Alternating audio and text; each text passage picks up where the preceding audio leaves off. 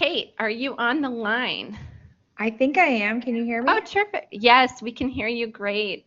Kate Okay, awesome. Bradford is assistant professor at Indian River State College, and I'm very excited to hear her presentation on a program she's put into place for her criminal justice students. So thank you very much, Kate.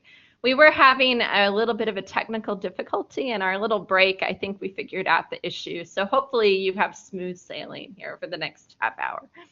So thank you Yes. so much. Well, hopefully, and thank you so much, Kendra, for organizing all of this and setting up this great way for us to all talk and be connected. Okay, so I'll go ahead and get started. The name of my program is Criminal Justice Connections. If anybody can think of a better name, I am open to change. That was the first one that I came up with.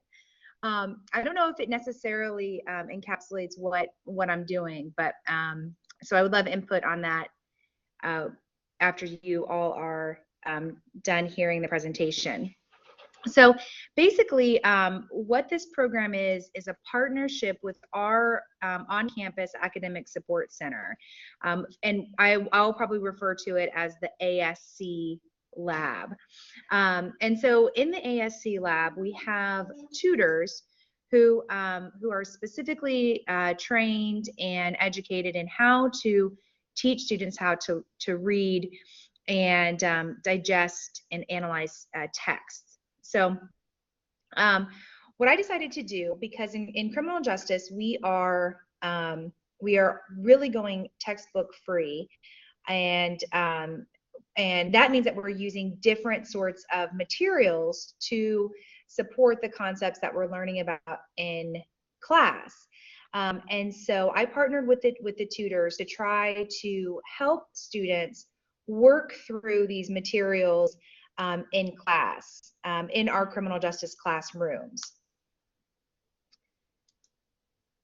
So we really, and by we, I mean, I really noticed a problem coming up after we started eliminating textbooks. Students are very used to reading a traditional textbook.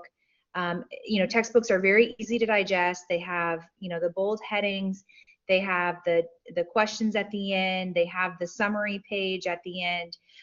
And reading a text that's maybe I think it's called a monographic, or maybe a scholarly journal article, or reading, for example, the Constitution, because this was in common law. I'll reference the Constitution, is different than reading a normal textbook. And so I noticed that when we switched from traditional textbooks to these other kinds of supplemental materials, students had a really hard time and found it very challenging to understand the material. And instead of sort of pushing through, they really got discouraged and just said, well, I don't understand it. I'm not gonna read it. And I didn't want my classes to turn into just classes based on websites. Even though I think it's, of course, there's so much information out there, I definitely don't want students to lose that ability to read a material, read a piece of text and then be able, a dense piece of text, and then be able to, to share that information, to synthesize that information. So additionally, our campus, where I teach at and where our criminal justice program is housed, is a little bit set apart from main campus. We're kind of around the corner. And so a lot of our criminal justice students only take classes in our building, and they don't ever go over to main campus. And so while I could always say, hey guys, don't forget we have the ASC lab, or, please feel free to use the ASC lab, and we have great tutors over there. And while I could do as much encouraging as I wanted, they were more than likely not going to go over there. So I really felt like I needed to bring that help to them and have it actually happen in the classroom. Now, in criminal justice, we don't normally talk about how to read something. I really have no idea how to even teach somebody how to read something. That's not something that we that we ever learn. And so I found myself having a difficult time.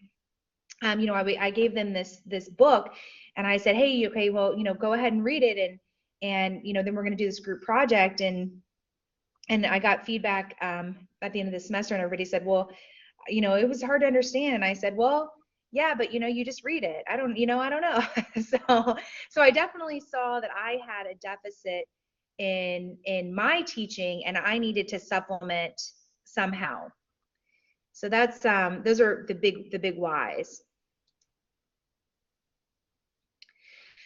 So overall, after the first semester of doing this, which was this semester, students really responded well to the program. I have a couple of quotes there, and this is from, I just set up a simple SurveyMonkey and asked my two sections of constitutional law how they liked having the tutors, how they liked having the assistance of the tutors. You'll see from the chart that most people found it really helpful. A couple of people, I think, who were not as into the program felt like, they could just read the book and they didn't necessarily need the help. And you'll see that's a very small majority of the group. Everybody found that that having that additional help was at least, a little bit helpful, if not a lot helpful. They really liked how the tutors gave them supplemental materials. So the tutors gave them some worksheets on how to prepare to read something, and then also gave students some supplemental materials about the content, the subject of the text, and then some more information about how to get in touch with them afterwards. And a lot of students actually did go and get in touch with the tutors afterwards. I think they were more inclined to do that because they had already met this person and had, created a connection with that specific tutor.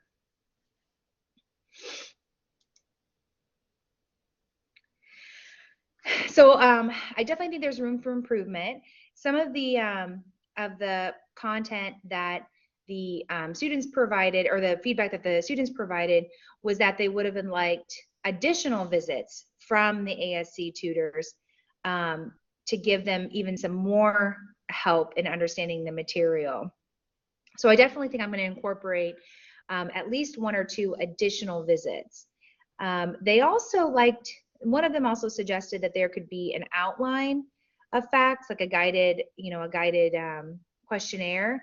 And I think I'm going to create some sort of summary, a packet with some summary questions, like you would see in a textbook for each chapter. So at the end of this chapter, have you gotten these 3 things? And I'm definitely going to connect with the ASC tutors when making that packet and have them help in creating that. So an additional part of this project that I didn't really touch on in the presentation, but that I'll talk about here, is that they have a group project that they have to do at the end, and the group project is focused on just one question that comes up from the material. And so it's sort of a small portion, but they're encouraged to use all of the material that they have been taking in about the topic. And so what I think I'll do is try to encourage that synthesis of the text to be more of a creative stretch or a digital stretch. So the reason for that is a couple of things. We have a really great virtual campus, and so really getting the students in the area so that way they can, in that virtual campus area, so that way they can experience those tools and then maybe be more likely to use them again. Plus, it makes them think about the material in a different way and about how to present the material in a different way. So just sort of in summation, the greatest benefit, I think, from this is really showing students that yes, you can be faced with this challenging piece of reading, or what you know most would think is a challenging piece of reading, you can work through it, right, and then you know actually understand it at the end. And so not only are they getting the information, are they learning, and are they thinking critically about the topic, but they're also really getting this idea that you know, you can overcome obstacles. We have all this help, you know, to help you overcome the obstacle. And then when you come out the other side, you know, you'll have the confidence that you are going to be able to read things that are maybe more challenging, and you'll be able to understand it. So I think, especially at my associate's level courses, which is where I teach con law, and with a lot of my students, you know, they think, well, this is, you know, this is above my head, or I don't understand some of this vocabulary, and so I'm just going to be okay with not understanding it. But it's something that if they put a little work into, then they can definitely understand the, you know, the material. So oh, okay, so yeah, so I think that's it for me in terms of what I was going to present.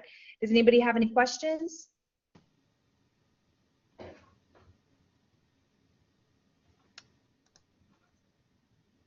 While we're waiting on people to get their questions in, Kate. So with the guided notes packet, are they working on that now, or is that like a summer project? I know that we all have some downtime and so forth in the lab. Yeah. Well, I think with the guided notes packet, I have not done that. This is the plan that I'm going to try to implement next semester.